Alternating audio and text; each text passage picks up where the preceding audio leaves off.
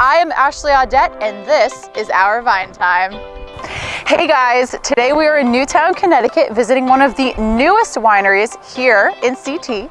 Aquila's Nest Vineyard is the newest vineyard to join the Connecticut winery scene. Aquila's Nest was inspired by their love of mythological tales and astronomy. Currently growing 10 different varietals of grapes and looking to add more in the new year, they are sure to have a wine for every palate. You guys know this mama loves her wine, so let's go sip.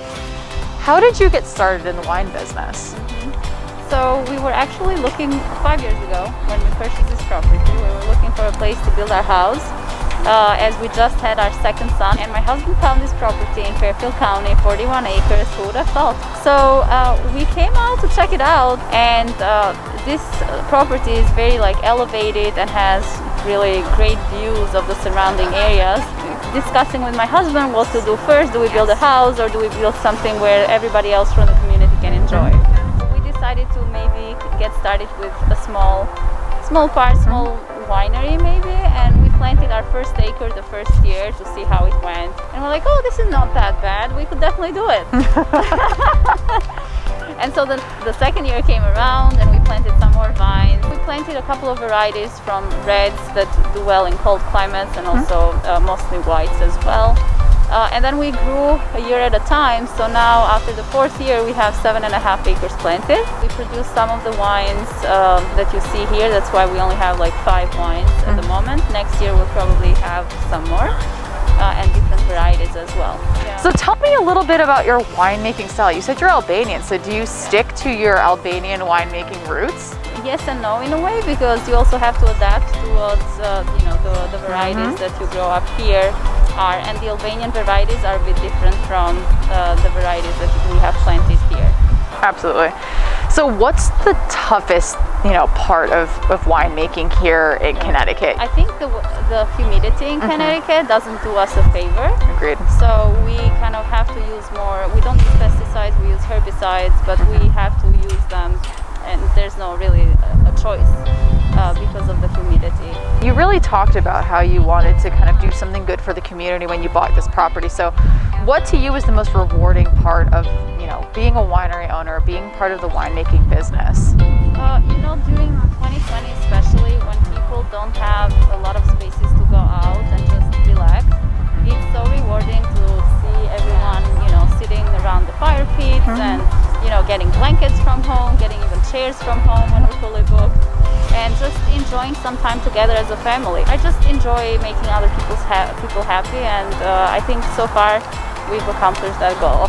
Now, you've talked about how you started your journey really just loving wine from just your heritage and going to different Connecticut wineries.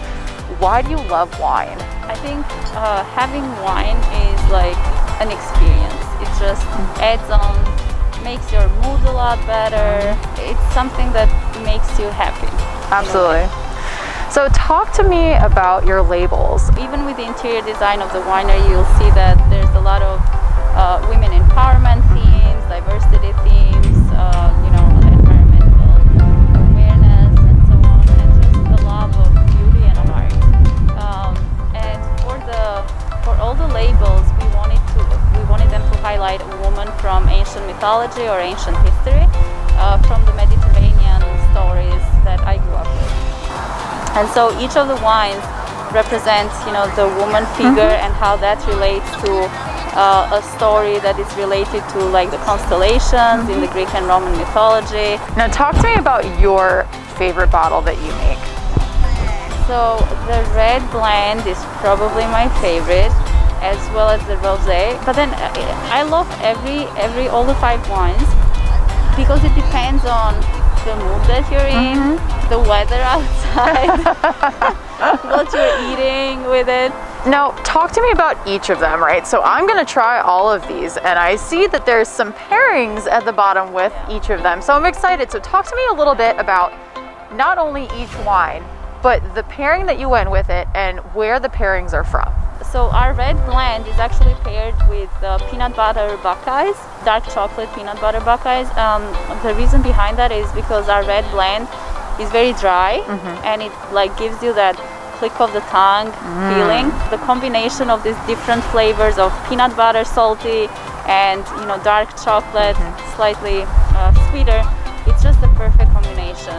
The other one is the Merlot. The Merlot is pretty smooth. Very. I tasted it already. I have to say, the Merlot, very smooth, very delicious, very drinkable. So that one we paired it with the smoked Gouda crackers. Those are a little salty. And with the smoothness of the Merlot, it just complements the pairing very well. We wanted to give people an experience of tasting the wine with some food, because that's how you probably, most of the time, you enjoy the wine. The dry rosé, it's delicious. It's dry, so it's not very sweet. And then we wanted to pair it with a nut, cashews, because cashews don't overpower the taste of the dry rosé. And the Riesling, it's a dry Riesling, so again, it's not very sweet.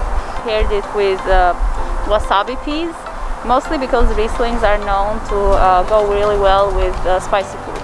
You have 10 varietals of grapes that you're currently growing. So are you looking to add more, or are you sticking with the ones that you have? No, I don't think we're gonna have more than 8 or 10 wines available in the next years. I'm not really a big fan of having so many wines that you forget what you're having. So talk to me a little bit about why people should come visit Aquila's Nest. We're not just a winery.